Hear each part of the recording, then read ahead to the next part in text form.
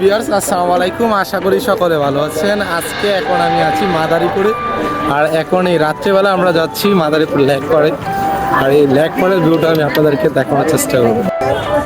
Viewers, এখন আমি বসে আছি মাদারীপুর লেক পাড়ে, আর আমার সাথে আছে আমার ছোটো কিড, মানে আমার বাচ্চা এবং আমার ওয়াইফ প্লাস আমার ছোট্ট শালিটা। সবাই মিলে আজকে এসেছি এই মাদারীপুরের লেক পাড়ে রাতের ভিউ দেখার জন্য।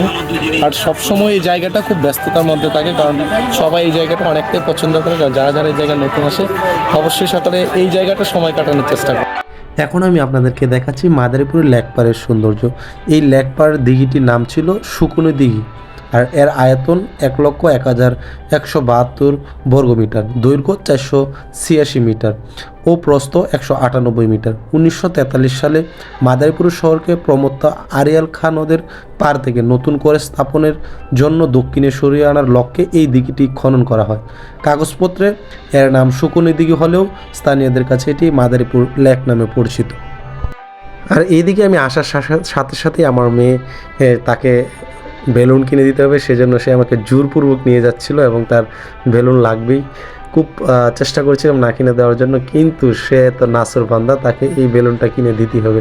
সো তাকে আমি এই বেলুনটা কিনে দেওয়ার জন্য নিয়ে গেলাম, এবং সে আসলে এখনকার বাচ্চা এত পাখা, আপনি বাচ্চাদের অবস্থা বুঝতেই পারছেন, ওকে দিতেই হবে, সে নয়তো মানবেই না, কান্নাকাটি করছে। তাই তাকে আমি একটি বেলুন কিনে দিলাম, আর বেলুন পেয়ে সে এত খুশি বলার বাইরে।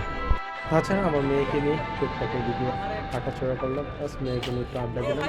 আর আমার মেয়ে বেশিরভাগ সময় তার নানার বাড়িতে থাকে, এই কারণে আমি প্রায় একটু সময় দিলে টুকটাক চুকে যাই। তাছাড়া মাদারীপুর রাস্তার সৌন্দর্যগুলো রাত্রেবেলা খুব সুন্দর লাগে। যদি আপনারা চান অবশ্যই মাদারীপুর লেক ঘুরে আসবেন। ভিউয়ার্স, আজকের মতো এখান থেকে বিদায় নিচ্ছি। দেখা হবে পরবর্তী কোনো ভিডিওতে। পর্যন্ত ভালো থাকুন, সুস্থ থাকুন, আল্লাহ হাফেজ।